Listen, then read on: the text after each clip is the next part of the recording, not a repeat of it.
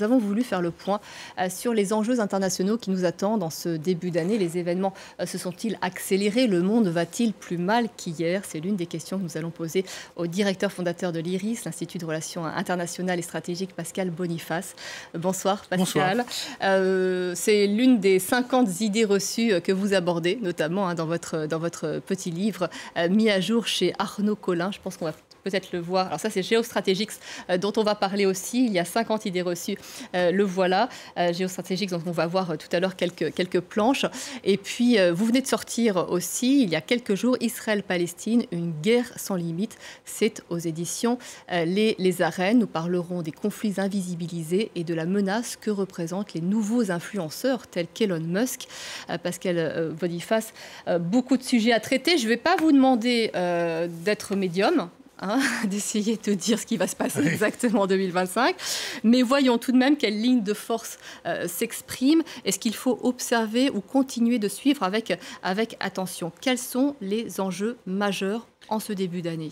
Bien sûr, l'arrivée de Donald Trump à la Maison-Blanche, même avant son arrivée, il commence à turbuler le système. Les déclarations d'Elon Musk, ses propres déclarations sur le Canada, le Groenland, le Panama, celles d'Elon Musk sur les dirigeants européens, montrent que, alors même qu'il n'est pas encore au pouvoir, il a déjà une influence très forte sur le système. Il a aussi une influence sur le sort de la guerre en Ukraine, puisqu'on attend effectivement peut-être une paix qui sera très mauvaise pour l'Ukraine, puisqu'elle va perdre une partie de son territoire, mais qui peut-être permettra un cessez-le-feu. Et puis, au Proche-Orient, c'est l'incertitude. On attend toujours un cessez-le-feu qui ne vient pas. Et on se demande si Donald Trump permettra à Netanyahou ce que Biden n'y avait pas permis. La seule chose que Biden avait refusé à Netanyahou, c'est de bombarder de façon intensive l'Iran pour raser le programme nucléaire iranien. Donc effectivement, il y a beaucoup d'incertitudes et beaucoup de tensions. Notamment, c'est aussi un petit peu la difficulté, c'est que les États-Unis sont notre allié, mais puisque nous sommes dans la même alliance stratégique par rapport à la Russie, mais on voit que sur le plan économique, sur le plan technologique, ils se posent comme rival parce que dans la tête de Trump, dans la tête d'Elon Musk, l'Union européenne est un ennemi qu'il faut affaiblir. Parmi l'une des idées reçues que vous évoquez dans votre livre, j'en ai parlé en lancement, le monde va de plus en plus mal et vous n'êtes pas d'accord avec cette assertion? Alors, il va de plus en plus mal depuis 2-3 ans, mais sur la distance un peu plus longue, il va beaucoup mieux. On trouve plus normal de crucifier les gens. Disons que la torture doit être cachée parce qu'elle n'est plus admissible. On a connu des périodes beaucoup plus violentes auparavant. Mais malheureusement, les progrès qui ont été faits depuis quelque temps sur la démocratie, sur la diminution du nombre de guerres, depuis quelques années sont en ressac.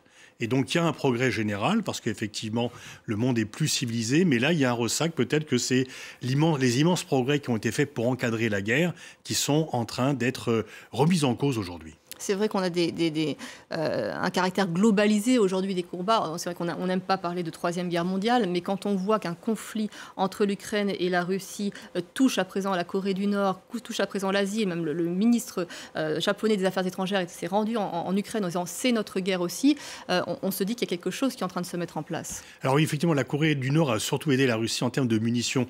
Qu'il y ait 12 000 hommes, c'est symbolique, mais ça ne change pas le rapport de force sur le terrain. Par contre, des centaines de milliers d'obus, ça a changé la situation. Et donc, il y a un affrontement, effectivement, entre, en fait, une coalition Russie-Corée du Nord qui exclut la Chine. Et c'est pour ça qu'on ne peut pas réellement parler de guerre mondiale, et l'Ukraine qui est soutenue de l'extérieur par l'ensemble du monde occidental. Mais la Chine, contrairement aux apparences ou à ce que disent certains, n'est pas l'allié de la Russie, c'est son partenaire. Les Chinois sont très agacés par la façon dont la Russie se conduit, ça gâche un peu leur plan, ça a augmenté le prix de l'alimentation, ça a augmenté le prix de l'énergie, ça a raffermi les liens entre les pays occidentaux, donc ça va à l'encontre des intérêts de la Chine, mais la Chine ne peut pas se permettre de laisser tomber la Russie parce qu'elle ne veut pas un renversement de Poutine qui mettrait un régime pro-occidental en Russie. Donc elle est agacée par Moscou et par Poutine, mais elle est obligée de le soutenir parce que faute de mieux. Pour vous, la Russie n'est pas une menace militaire pour l'Occident? Alors, c'est une menace stratégique, c'est une menace politique, mais le rapport de force est là. On ne peut pas dire à la fois que l'OTAN est la plus merveilleuse des alliances militaires de tous les temps, que la dissuasion nucléaire nous protège, et dire que la Russie nous menace. Oui, elle nous menace en termes qu'elle veut déstabiliser, qu'il y a des campagnes de déstabilisation, mais la Russie ne va pas foncer sur les pays européens. Peut-être que quand on est balte, on est plus inquiet, les Polonais aussi, mais ces pays appartiennent à l'OTAN. Alors le problème, c'est que si vous avez un président américain qui dit que l'OTAN, ça l'intéresse un peu moins, que finalement ce n'est plus son affaire, là c'est un peu inquiétant. Une OTAN ferme et solide, comme on l'a connu jusqu'ici, n'a pas peur de la Russie. Si les États-Unis disent les Européens débrouillez-vous, alors en même temps en termes de budget, les pays européens membres de l'OTAN dépensent 2 fois plus que la Russie. Mais ils sont divisés, il n'y a pas de commandement central, etc. Et donc là, la grande incertitude, c'est non seulement les intentions de Poutine, mais celle de Trump également, par rapport à la solidarité atlantique. Vous l'avez évoqué tout à l'heure, on voit depuis quelques mois que les démocraties sont à bout de souffle. C'est une des nouveautés aussi. La Corée du Sud, qui vit une crise depuis quelques semaines, le Canada, l'Autriche, la France, l'Allemagne, on n'arrive plus à se renouveler ou en tous les cas à adhérer à ce processus démocratique. En Corée du Sud, c'est plutôt la réaffirmation de la démocratie. C'était une dictature. Un président a, de façon un peu stupide, pensé qu'il pouvait revenir à ces temps-là. Toute la population s'est levée. Et donc, même s'il n'est encore pas en prison, mais il a perdu. Et donc, c'est au contraire l'attachement viscéral des Sud-Coréens à la démocratie qui a triomphé. Par contre, vous avez raison, dans les autres pays, il y a une sorte de dissatisfaction parce que la démocratie n'a pas apporté la satisfaction, je dirais, économique aux classes moyennes. Il y a surtout, pendant des générations, la démocratie, c'était aussi la certitude que les générations futures iraient mieux que les générations actuelles. Ce n'est plus vrai aujourd'hui, et dans la plupart des pays occidentaux qui sont des démocraties, il y a des incertitudes sur l'avenir pour les générations futures. Vous ne croyez pas à la menace nucléaire? Qu'est-ce qui fait que vous êtes aussi confiant? J'entendais justement Edgar Morin, le philosophe, qui avait plutôt l'avis contraire concernant la menace nucléaire. Si je perds mon pari, on ne sera plus là pour en discuter. Donc c'est un pari plutôt facile à apprendre. Mais c'est la dissuasion. C'est la dissuasion, effectivement. Depuis le départ, on sait que la dissuasion, à la fois, empêche les guerres et que si une guerre survenait, ça serait la destruction de la planète. Et que comme, justement, ça serait la destruction de la planète, personne ne peut la gagner. Regardez la Corée du Nord. Il ne va pas avoir l'arme nucléaire. Kim Jong-un n'a pas l'arme nucléaire pour conquérir la Corée du Sud. Il a l'arme nucléaire pour qu'on ne vienne pas lui réserver le sort qu'a eu Kadhafi ou Saddam Hussein. Et donc, c'est une arme nucléaire qui est faite pour protéger son régime parce que son régime a échoué sur tout le reste. Mais donc, s'il se lançait dans une guerre contre la Corée du Sud, il pourrait détruire la Corée du Sud, mais il serait détruit juste après. Donc, il ne gagnera rien. Quant à Poutine, il agite la menace parce qu'il sait que ça fait peur. Et que, justement, c'est pour tétaniser un petit peu les réactions.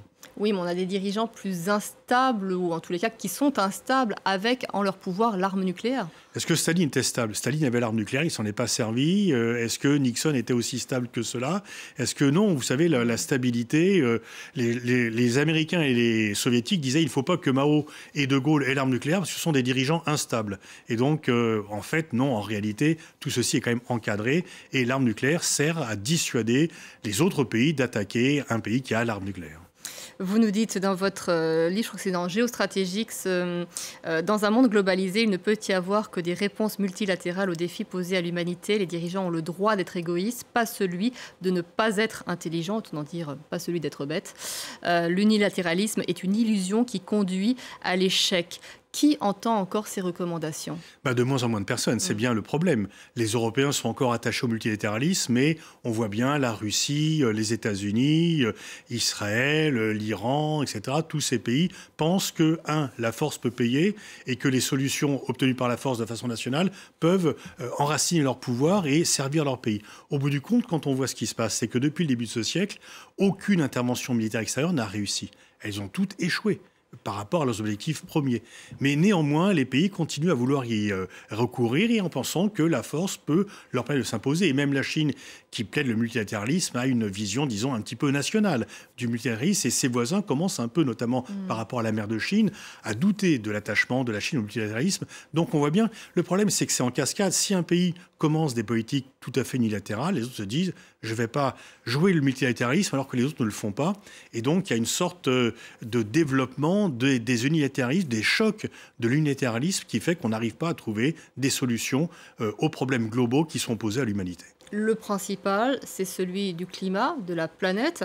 Elle n'est plus capable de porter cette humanité qui la méprise et qui la maltraite. C'est là une grande nouveauté de ces dernières décennies. Oui, des 2 dernières décennies, peut-être la dernière année, les images que vous avez montrées de la Californie sont quand même terribles. Et donc, on voit bien que ce n'est pas une catastrophe naturelle. C'est une catastrophe naturelle causée par l'homme. Donc, ce n'est pas tout à fait naturel. Et effectivement, nous avons endeuillé, nous avons abîmé, nous sommes en train d'abîmer la planète. Et par rapport à cela, on devrait, comme on l'a fait en 2015, se mettre autour de la table et dire « trouvons une solution commune parce qu'il n'y a pas de plan B, il n'y a pas de planète B ». Mais on voit bien qu'on dit cela, mais que certains disent « mais moi j'ai du charbon, je dois continuer à l'utiliser.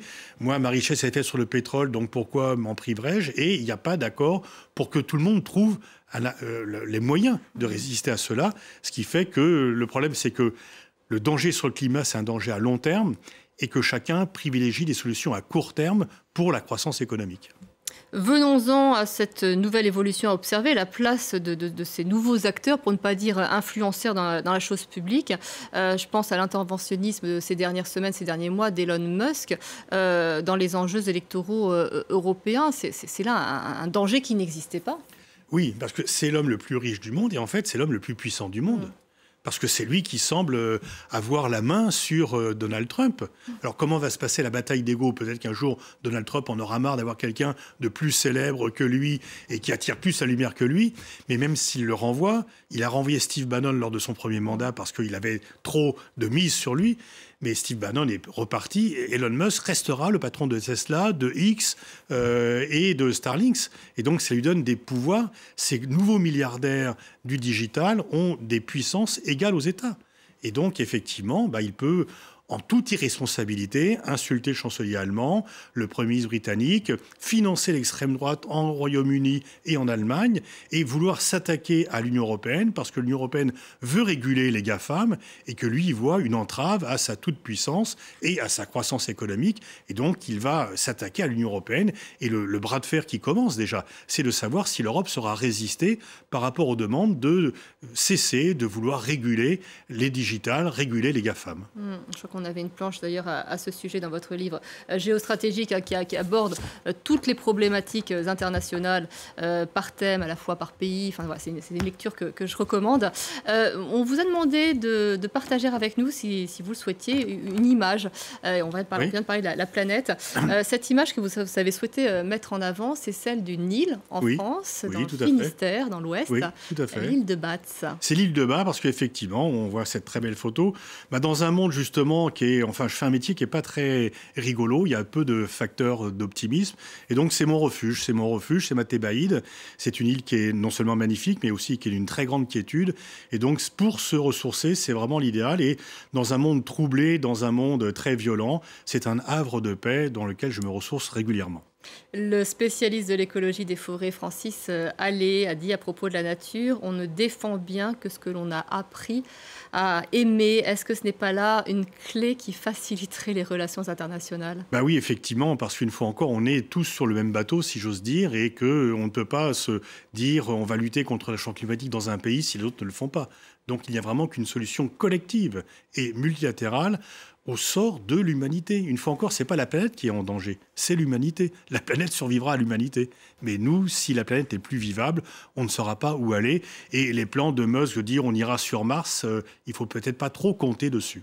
Quels sont les conflits invisibilisés aujourd'hui, ceux dont on parle peut-être pas suffisamment parce qu'ils ont peu d'intérêt pour les grandes puissances? Il y en a 2 majeurs, le Soudan, où 2 généraux félons se disputent le pays au prix d'un drame humanitaire terrible, et en République démocratique du Congo, dans une partie du pays qui est soumise à des bandes armées qui pillent le pays et qui déplacent des centaines de milliers de personnes.